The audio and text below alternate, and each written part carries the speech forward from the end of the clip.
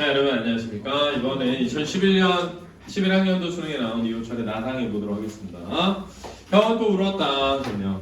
일단 형 동그라미 쳐주세요. 인물이죠.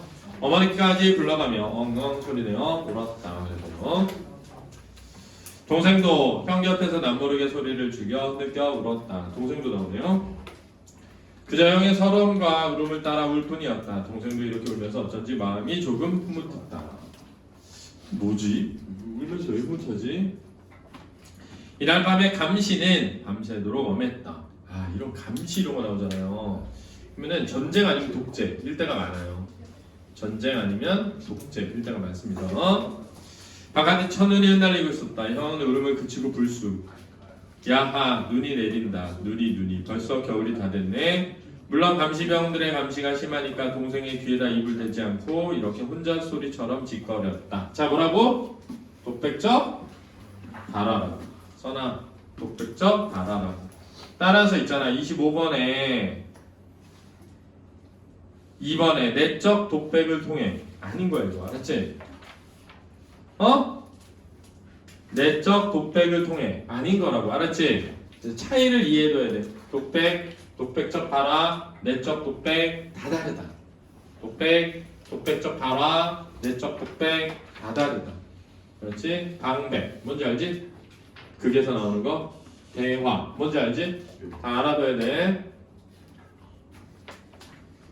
저것 봐 저기 에이 모두 잠만 자고 있네. 동생의 허리를 쿡쿡 찌르기만 하면서 이게 뭐 하는 거지? 자, 있잖아. 이게 인물의 성격인데 뒤에 가면 알겠지만 얘는 포로야. 전쟁 포로. 니네 전쟁 포로인데 야 눈 온다. 되게 어려운 일이야. 그렇지? 근데 동생한테 찌르면서 야 지금 눈 와 라고 하는 거야. 동생을 찌르면서 야 동생이랑 같이 짝졌어. 포로인데 야 눈 와 하면서 찌르는 거야. 근데 왜 감시를 피하냐면 얘와 내가 형 동생 사이라는 걸 아는 게 동생한테 불리할 수 있어. 그렇지? 이게 또 슬픈 거지. 이게 참 여러 가지를 보여주는데 여기서 형이 좀 모자라. 그래서 엄마 아빠한테는 맨날 구박을 받고 엄마는 그런 형이 불쌍하단 말이야. 그럼 동생이 어떻게 되게? 동생도 무시해. 참 이게 웃긴데 아빠가 형을 무시하잖아. 동생이 아빠는 왜 형을 무시하지가 아니라 동화돼. 그래가지고 보통 같이 무시해. 그냥 좀 부족한 형이 있을 때 많이 나타나. 좀 자기보다 부족한 형이 있으면 그 누구보다 무시해. 왜냐하면 같이 다니는 게 창피해. 같이 다니는 게. 그러니까 야 너 밖에서 나 아는 척 하지 마. 이렇게. 동생이 형한테 반말로 야 아는 척 하지 말라 그렇지. 씨발 이러면서 그냥 간단 말이야. 그러니까 이게 요 거치고 뭐 이런 거 있잖아. 그 드라마에 많이 나오잖아. 드라마에. 근데 그런 캐릭터야 지금. 근데 전쟁이라는 과정에서 인간의 껍질을 다 벗기고 나면 그게 벌거벗을 낫자거든. 그러면 인간의 내면의 가장 순수한 그 모습을 가진 게 누구였냐면 사실은 형이었다는 거야. 이게 소설의 액자식이야. 그러니까 어떤 애가 옛날 얘기를 전해줘. 내가 겪은 일이야 하면서 얘기하는데 그게 동생이야. 그래서 그 안의 이야기야 지금 이게. 그 안의 이야기고 그 안의 이야기가 전지적 시점으로 전해지는 거야. 그러니까 바깥의 이야기는 1인칭 시점인데 사실은 내가 남의 얘기를 하는 것처럼 1인칭 관찰자 시점으로 하지만 사실은 그게 동생이 자기야. 이제 근데 동생이 어떤 형제 얘기를 해. 그러니까 1인칭 관찰자 시점이야. 근데 그 액자식 안에는 그 형제의 이야기를 다 알고 하니까 전지적 작가 시점이 되는 거지. 이게 패턴이 그런 거야. 알았지? 그걸 잘 봐봐. 근데 어떻게 파악하는 거냐면 이런 걸 봐봐. 어느새 양덕도 지났다. 공간의 이동이 있죠. 하루하루 수월이 저물어갔고 하늘도 변함없이 푸르렀을 뿐이었다. 산도 들판도 눈에 덮여 있었다. 경비병들이 겨울 복장을 바라보는 형의 얼굴에 천진한 애들 같은 선망의 표정이 어려 있곤 했다. 날로 풀이 죽어갔다. 어느 날 밤이었다. 일행도 경비병들도 모두 잠들었을 무렵 형은 또 동생의 귀에 입을 대고 이쯤에 와서는 늘 그렇듯 별나게 가라앉은 목소리로 그 새끼 생각이 난다. 마음이 꽤 좋았대 아이. 난 원래 다리에 담증이 있는데 너도 알잖니? 요새 좀 이상한 것 같아 하고 해주고 웃었다. 동생은 놀라 돌아다 보았다. 여느 때 없이 형은 쓸쓸하게 웃으며 두 팔로 동생의 어깨를 천천히 끌어안으며 칠성아 야 흠썩 춥다. 많이 춥구나 이거야. 저 말이다. 엄만 날 늘 불쌍히 여겼었어 이거야. 야 칠성아 내 다리가 좀 이상한 것 같다. 근데 이게 지금 반복되고 있잖아. 다리가 이상한 것 같다. 다 반복되고 있는데 그게 이제 비극적 결말의 원인이 되는 거야. 그렇지? 왜냐하면 포로들을 끌고 가는 상황에 다리가 아파서 쩔룩이는 사람이 있으면 전체 행진이 뭐해져? 느려지잖아. 그러면 뭐가 유리해? 그게 잘 봐. 전쟁이라고 하는 건 인간을 무슨화하기 때문에 수단화하기 때문에 인간의 가치가 그냥 수단일 뿐이야. 그러니까 필요가 있냐 없냐로만 따져지는 거야. 그러니까 진짜 한 인간의 소중한 목숨인데 되게 가치 없게 여겨지는 거야. 내가 늘 얘기하는 게 너네가 학원을 그냥 성적을 올리는 수단으로 생각할 수 있다 그랬잖아. 근데 사실은 너네 인생이 여기에 일부분이 있는 거고 기억이 있는 거잖아. 그러면은 나는 이렇게 생각한다고. 성적이 좋건 나쁘건 간에 열심히 노력하는 모습들을 보면서 거기에서 되게 가치를 발견한단 말이야. 기억을 하고. 아 그래 네 이름이 뭐지? 내 이름도 잘 못 외우잖아. 근데도. 근데 이름을 외우는 것 자체가 나한테 되게 가치 있는 행위란 말이야. 근데 생각해봐. 내가 이름을 알고 있는 그 많은 애들이 자기 이익을 위해서 학원을 떠나. 그렇잖아. 자기한테 좀만 더 이게 이익이면 가잖아. 그러니까 솔직히 상처를 많이 받아. 그럴 때마다 아 나는 얘네를 되게 내 학생이 내 자식이라 생각했는데 아 자기 성적을 위해서 금방 떠나. 연락도 안 하고 말도 없이 다음날 안 나와. 왜 안 오나요? 하면 그만뒀어요. 2년, 3년, 4년을 다녔는데 글도 안 남겨. 선생님 제가 이러이러한 이유로 학원을 그만두게 되었는데 그동안 감사합니다. 없어. 근데 나한테는 왜 선생님 제 이름을 몰라주세요 막 이런단 말이야. 내가 니네 이름을 알면 평생 다닐 거야? 난 그걸 강요하는 게 아니라 원래 인간은 그렇지. 원래 인간은. 근데 내 말은 자기가 학원에 대해서 그렇게 취급하는 것처럼 자기 인생도 그렇게 취급하는 거야 결국은. 그냥 단지 30만 원씩 한 달에 한 번씩 꼬박꼬박 냈던 애로 되는 거야 그냥. 근데 전쟁이라고 하는 게 진짜 그렇게 만드는 거야 인간을. 그러니까 생각해봐. 내가 학원을 그만두고 다니고 하는 행위와 똑같지 않아. 전혀 똑같진 않은데 선생님 생각할 때는 그렇다는 거지. 그러니까 이거를 고민을 하고 생각을 할 때 그냥 단지 내가 뭘 얻는 수단화 해버리면 인간의 삶도 수단화 되는 거야 그냥. 되게 양면적인 거야. 그게. 근데 전쟁이 그러니까 한 인간을 얼마나 수단화하냐면 얘가 행군의 속도를 늦추니까 그냥 총으로 쏴서 죽이는 거야. 근데 그게 얼마나 냉정하게 표현되냐면 마지막에 그냥 쏴. 어떤 고민도 없어 이 안에. 그러니까 오상원의 유해 봐봐. 그냥 총으로 총살하고 돌아가면서 웃으면서 담배 피우면서 자기 딸 얘기하고 자기 아들 얘기할 수 있는 거야. 한 인간이 죽었는데 누군가의 아들이고 누군가의 딸이고 누군가의 아버지일 수 있는 사람이 죽었는데 지금 방금 자기 자식 얘기하면서 그러니까 막 그래 영화 같은 데 보면 조폭들이 야 여기 썰고 여기 썰고 여기 썰어 이래. 그러면서 딸 그래서 전화해. 자기 딸 그렇게 죽일 수도 있는 거잖아. 자기 딸한테는 막 다정한 아빠야. 인간이 그런단 말이야. 진짜 비극적이지. 그러니까 이 사람은 이 전쟁이라는 상황 속에서 포로로 잡혀있는 이 상황 속에서 동생이 깨닫게 되는 거야. 내가 맨날 무시하고 내가 맨날 천대하고 내가 맨날 싫어했던 형이야말로 진짜 따뜻한 마음의 소유자였구나. 그래서 마지막에 나한테 무슨 일이 있어도 모른 척해 한단 말이야. 근데 맨 앞에 형을 보고도 모른 척 한단 말이야. 일부러. 왜? 자기한테 이익이 되지 않을 거라고 생각해. 그래서 진짜 슬픈 소설이야. 이게 알고 보면 엄청. 봐봐. 동생의 눈에서 다시 눈물이 비어져 나왔다. 니네는 이게 그냥 잘 모르겠지만 이게 동생의 변화야. 태도의 변화가 일어나고 있는 거야. 따뜻한 인간의 마음씨를 가지게 되는 부분인 거야.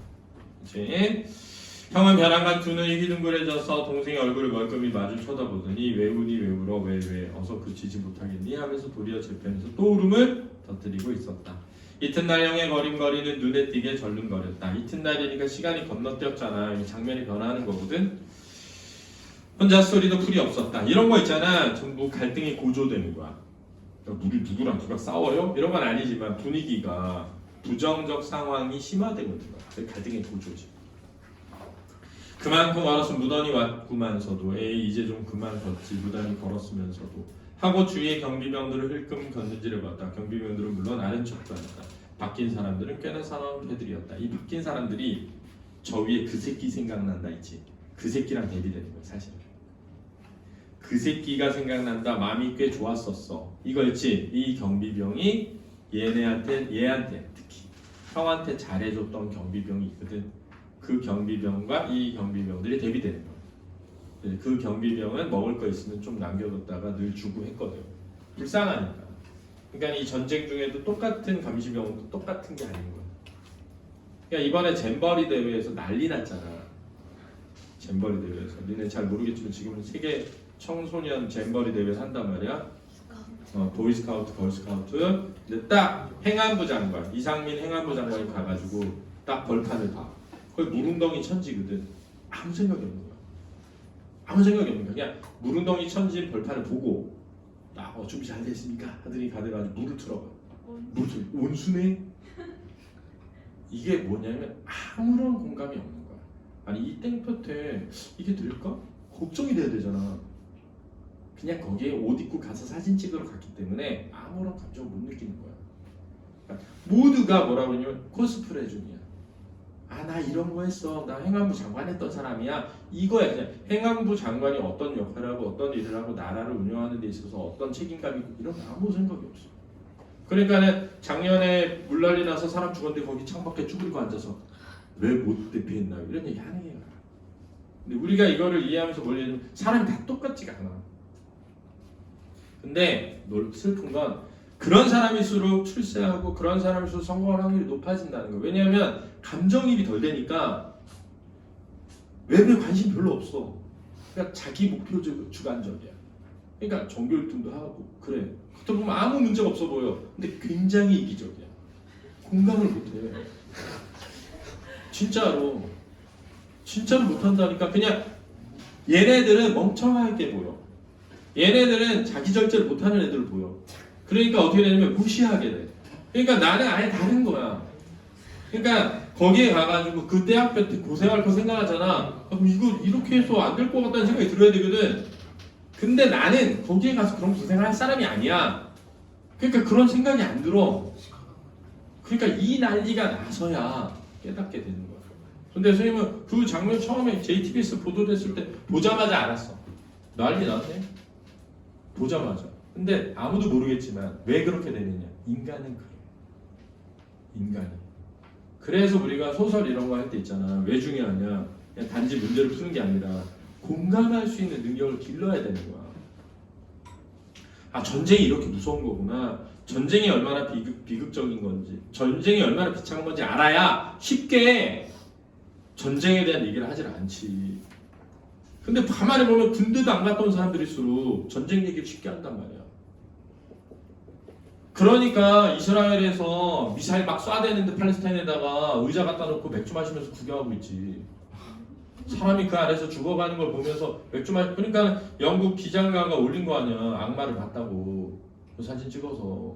그렇게 되는 거야 인간은. 그럴 수 있다니까. 그게 특별해서가 아니야.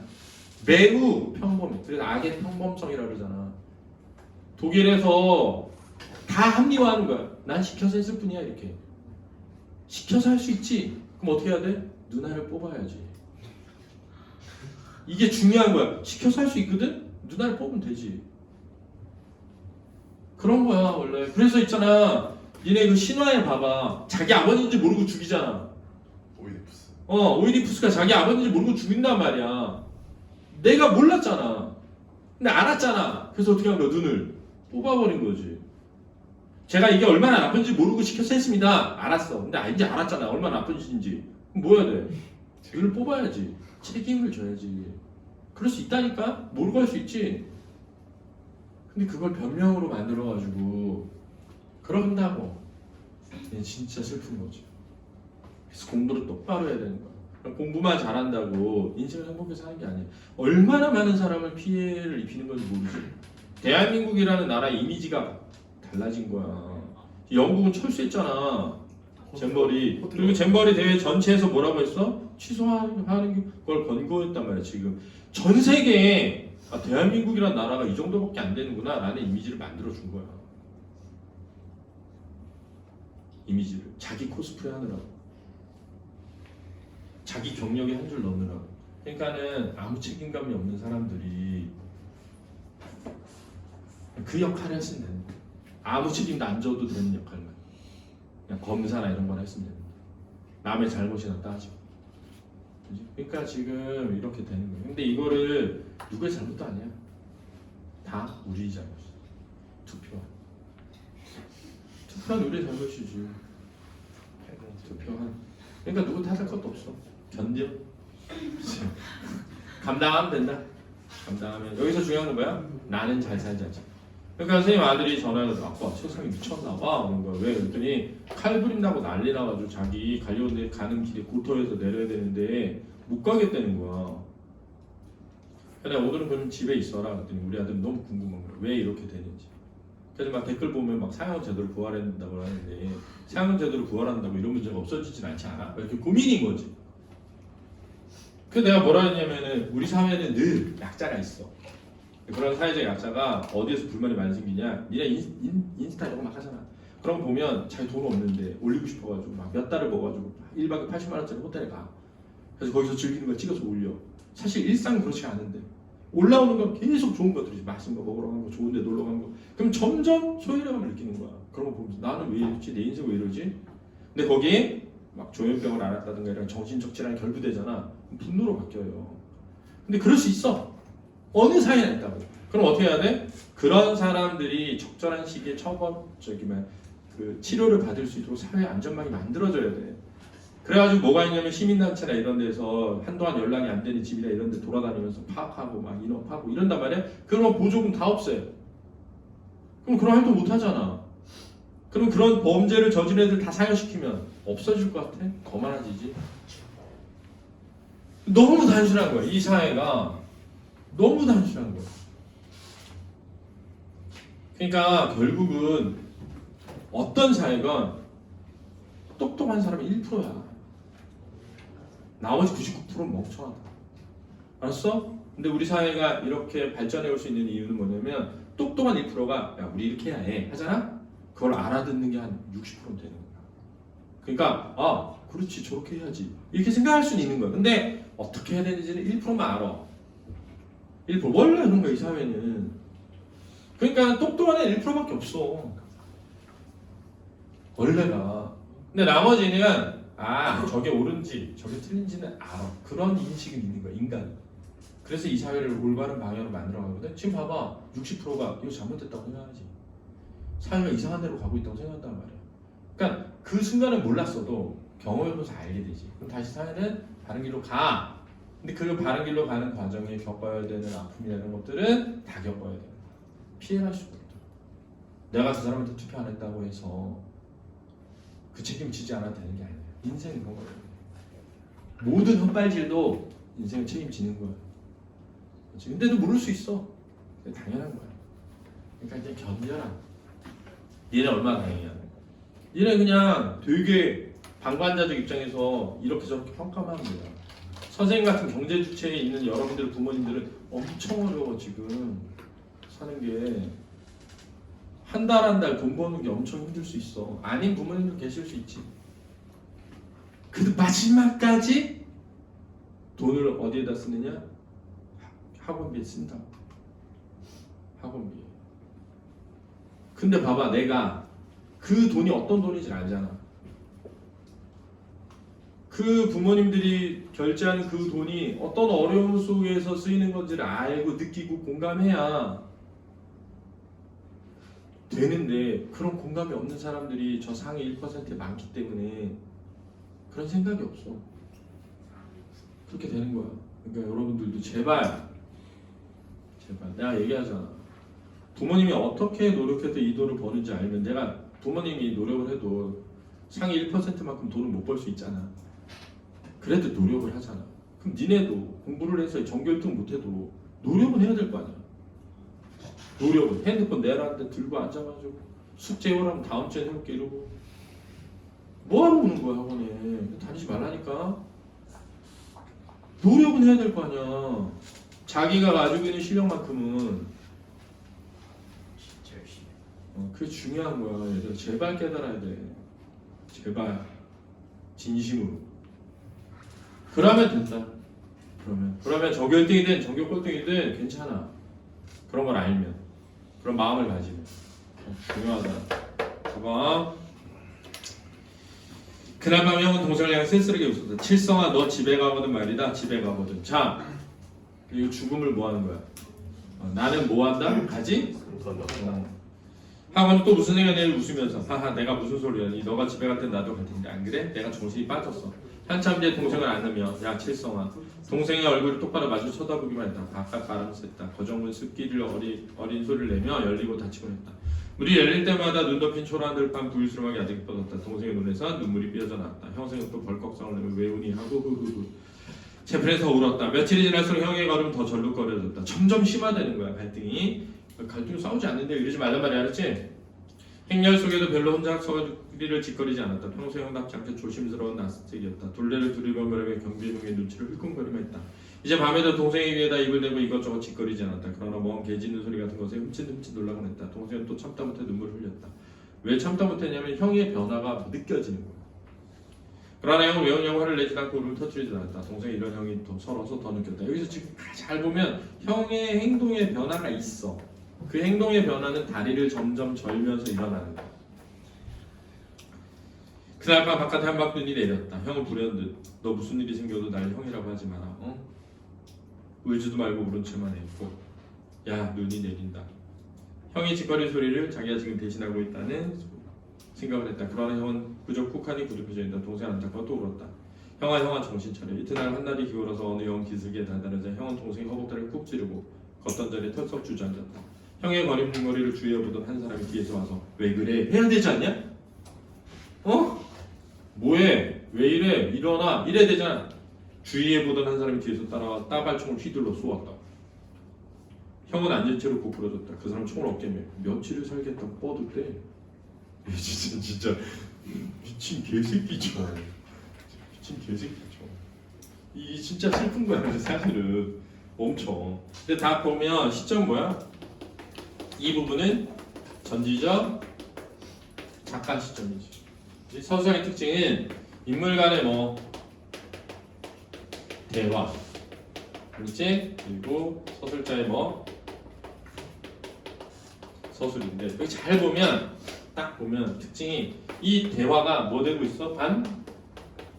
반복되고 있어 사실은. 그렇지 않냐? 눈이 온다부터 해가지고. 근데 그 반복되는 상황 속에서의 뭐를 포착해야 돼? 변화가 있다는 거야. 굉장히 잘 썼어. 그래서 쌤 볼 때는 여기 보면 인물 정보에 형이 있고 동생이 있고 감시병들이 있죠. 딱 보니까 총 나오고 하는 걸 볼 때 뭐야? 전쟁이지. 그지? 전쟁은 여러 가지가 있어. 전쟁이라고 하는 것이 가지고 첫 번째는 상처야, 상처, 폭력. 내가 그랬잖아. 전쟁이라는 배경이라고 하는 거는 폭력과 상처라고 했잖아. 그지?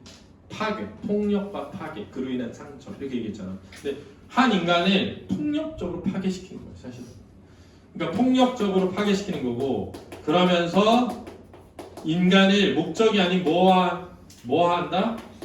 수단화한다는 거죠. 이 배경 속에서 나타나는 거예요. 그러니까 이런 폭력과 파괴, 인간을 수단화하는 전쟁의 비인간성, 비극성을 감시병을 통해 보여주는 거죠. 그러니까는